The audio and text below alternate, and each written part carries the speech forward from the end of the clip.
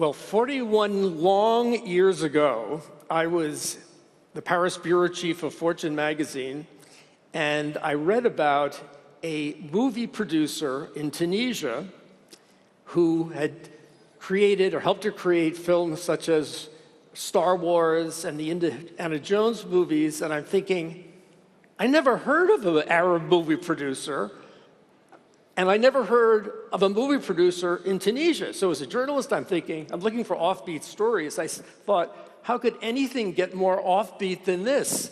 So I went down to the Tunisian desert, and I spent some days interviewing the great Tarak Ben Ammar. When I arrived there was a film being directed by Roman Polanski. He was riding around on his bicycle, stripped to the waist.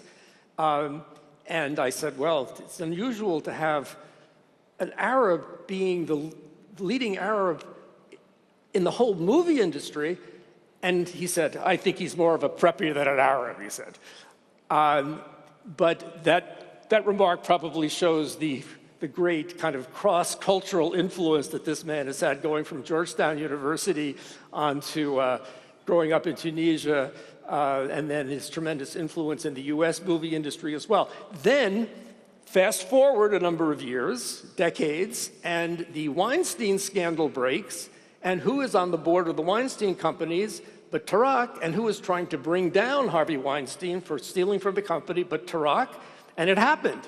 And so I immediately got in touch, and he gave me a wonderful story that I also did for Fortune magazine.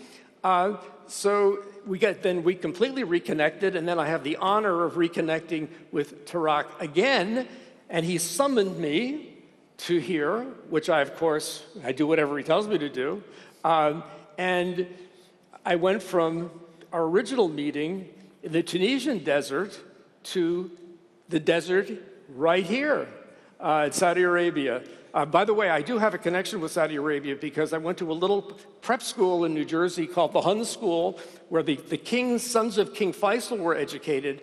And so I learned all about the career of Ibn Saud, which I know is a great historical figure that Tarak has always been anxious to do a film about. So Tarak, what are you doing in this desert? Well, Bismillah ar-Rahman ar-Rahim. My relationship with Saudi Arabia, Sean, is 52 years old. I came here as a young man to go to Mecca and Medina with my family. Yeah. My family was connected to the president of Habib Bourguiba, first president of Tunisia. And as I was growing up, I knew of the history when I was not born, that Habib Bourguiba was helped in his exile by the late King Abdulaziz bin Saud in being able to fight the resistance and obtain independence. So I had this emotional relationship with Saudi Arabia in discovering it over the years. I wanted to start to do a film about Abdulaziz bin Saud, but I was wrong because I had no experience, no knowledge, and I do believe it should be done now. Certainly His Royal Highness, the Prince, doesn't need my advice for that, but of course I would help in any way.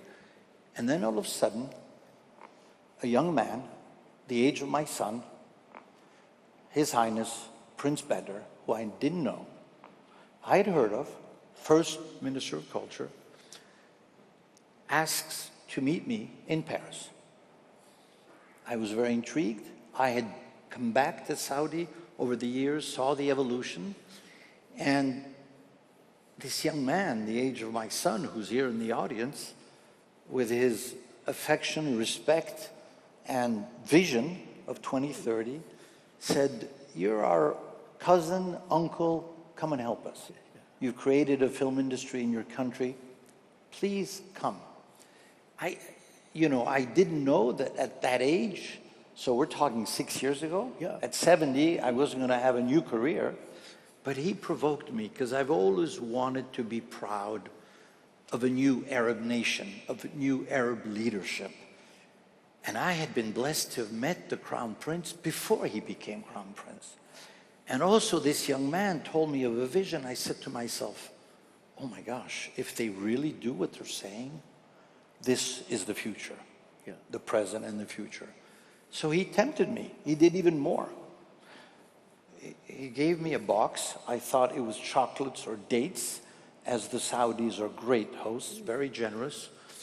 And I opened the box, and there was a little television screen to show you how good they are, with a little film in color, in music. Welcome to Saudi Arabia, the new kingdom. You are now part of the community of Saudi Arabia. And there was a residency card. So all of a sudden, I became a Saudi resident. So I really felt Saudi. So I said to myself, if I was younger, what would I do?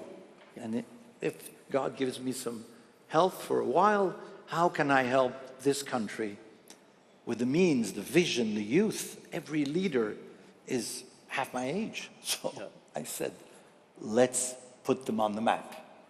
Let's try and put Saudi on the map. With one incredible exception, is when I was at the Milken conference in Abu Dhabi, His Highness the Crown Prince opened up movie theaters, and that was 2020, 5 years ago. There were practically no theaters. And now there's 700 theaters. The key to this market is the youth. Yeah. When you have a market and you have your population, you talk to your population, you make films for them, you make films about their culture, and then you export films. The way the Spanish, the French, the Saudis, the Italians make films, then they export them. So what I did is the gentleman that you've interviewed before, Tony Vinciguerra, who's a dear friend. I am in business with Sony, Paramount, and many studios. I distribute them in Italy. I went to Tony and I said, look, Tony, seeing is believing. Whatever you hear about Saudi, come with me. And because Tony had met His Highness Prince Badr in California, he saw the energy and the youth, and Vice Minister Hamid Fayez, who has really been incredible. He came last year, and I said, what do you think? He said, unbelievable. Yeah. We went to Jeddah, we came back here, I saw Riyadh, and then thanks to the Prince, we said, what are we going to do?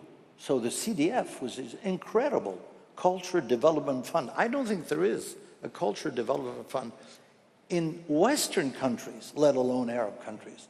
So they're the first in everything here. First time they have a Minister of Culture, first time they do a cultural investment conference, first time they create and so we said, what can we do? They said, let's create a film fund.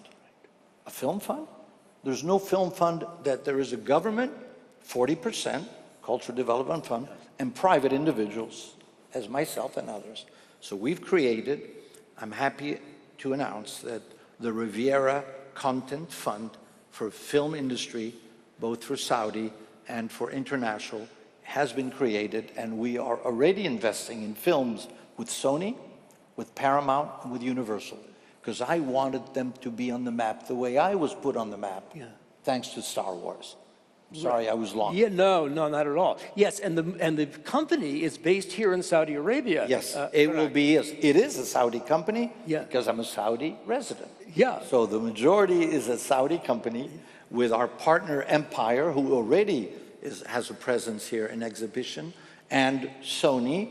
We will distribute all of Sony and all of MGM, and that will give us power to impose Saudi films. As you know, the market is the exhibitors. The movie theaters want a Superman. They want a Mission Impossible. Well, then we use that to impose a new director, a new small movie that needs to be helped. Yes, and I think you said there are some movies already running in Saudi Arabia doing more business than in Italy. Oh, absolutely. Well, some of the Saudi films have gone through the roof, which tells you that youth here want to know about their stories, about their culture.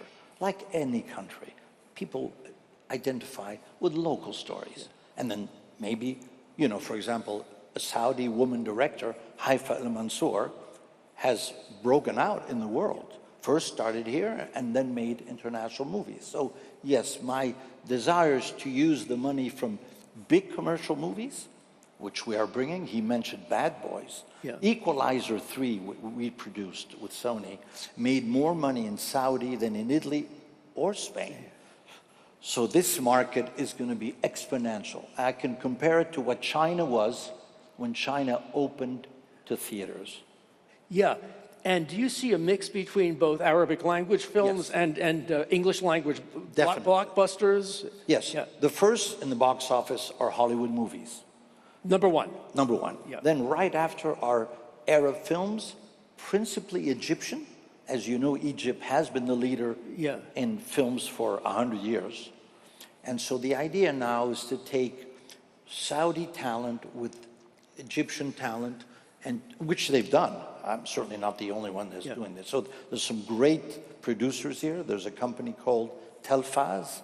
They've made some incredible successes. And my idea is to, look, I really, at this moment in my life, I wanted to pass the ball to the new generation. Yeah. Prince Bedr is the new generation. Yeah. And so he put me in contact, and the bureaucracy disappeared. The film commission, creating the company, the permits. It's incredible what they're doing. It's like a turbo charge. So maybe while I'm still on this earth, I thank God, I'll see the result by 2030. Well, you made a good point about the rapidity at which things are done, how fast the hotels are done, how fast the entire historic district turned into this architectural wonder. That may not be typical of the entire movie industry, Tashak. So this is the new world. Yeah. This is the new world. Youth, vision, means, desire, market, facility. I went to talk to Princess Noura University in front of 600 ladies. I've never seen such freedom of speech. I was not coached. I was not told what to say. I was so impressed that I went to see some of the leaders, and I said, you guys are in trouble. The women are going to take over.